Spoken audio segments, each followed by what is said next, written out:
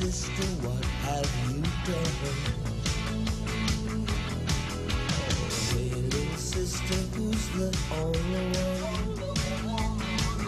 Well, I always do this. I mean, that was just sort of the preamble is what I've done. I'm really getting down to the meat of the topic, which is kind of a more sophisticated hysteric about gay marriage, and that is that gay rights or equality is a threat to religious freedom. And oh noes. Oh noes. I think my take on this is I think this is a patently absurd position.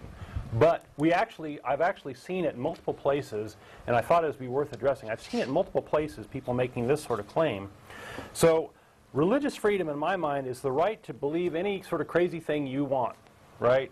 We have an audience member whose signature line is something like, you know, one person's religion is another person's belly laugh, right? You can believe whatever you want as long as, you know, that's religion, right? But there's this issue of acting on those beliefs in ways that impact other people. I think that's really what the core issue is here. So your victim, if you decide to act on your religious beliefs and go fly a plane into a building and knock it down, your victim has the same right to believe something that may be the exact opposite of what you believe, all right? And he has the same religious rights you do. So in effect, there's this emergent property of equality here that just because everybody has the same right to believe whatever they want and the same limitations on their actions, that is equality. That's how we get to equality. So religious freedom implies equality. They're not at all in conflict with each other.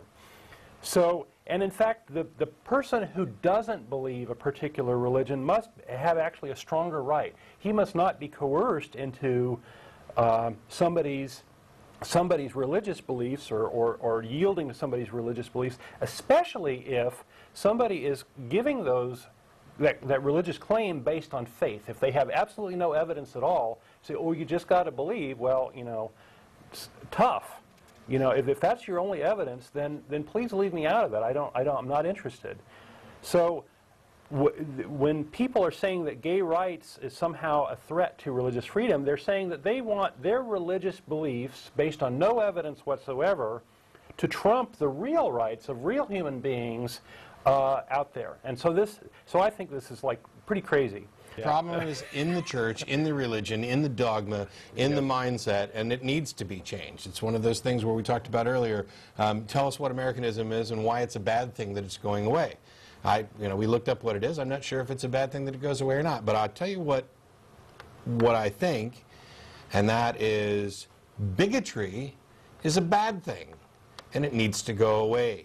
Meddling with other people is a bad thing. In your church, too, and it exists within the ACA. There's nobody, at least I have not met anybody, who doesn't have some little trace of bigotry about something, some nugget of insensitivity, of xenophobia, of us versus them, that can play into decisions that they make. And the one thing that I've done, and I haven't resolved this completely, I'm sure there are plenty of things that I still need to fix, is try to recognize when I'm making decisions that are based on things like that, so that I'm not acting out of bigotry, out of prejudice, out of ignorance, that I'm making informed decisions, that I'm trying to do the right thing and treat people the way we should all be treated, so, with fairness and equality.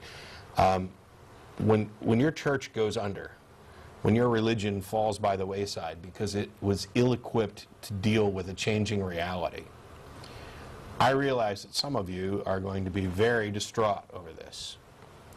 Take stock in what's really been eliminated. We've said many times before that we understand religions and churches do good things. Let's keep the good parts and chuck the bad parts. Let's keep what's real. Let's cut loose the baggage and get rid of the bad of what's not real. Yeah. There's absolutely no. I mean, we've built universities. We can use the elements of religion. The elements of religion that are good exist outside of religion. There's no positive thing within religion that is exclusive to your particular dogma or theology. And the fact that many different religions can get together in times of crisis and stop fighting with each other long enough to gang up on some common enemy, like the gays or the blacks or the Jews or the atheists, demonstrates that there's something that unites us. And what you guys need to realize is that it actually unites all of us, chuck out the dogma, chuck out the superstition, chuck out the baggage, and let's get on with improving life for everybody. Let's work towards a better world, and don't mourn the loss of your silly superstitions that you have no justification for anyway. The truth has nothing to fear from investigation. The truth has nothing to fear from gays. The truth has nothing to fear from atheists. It either stands or falls, period. What have you done?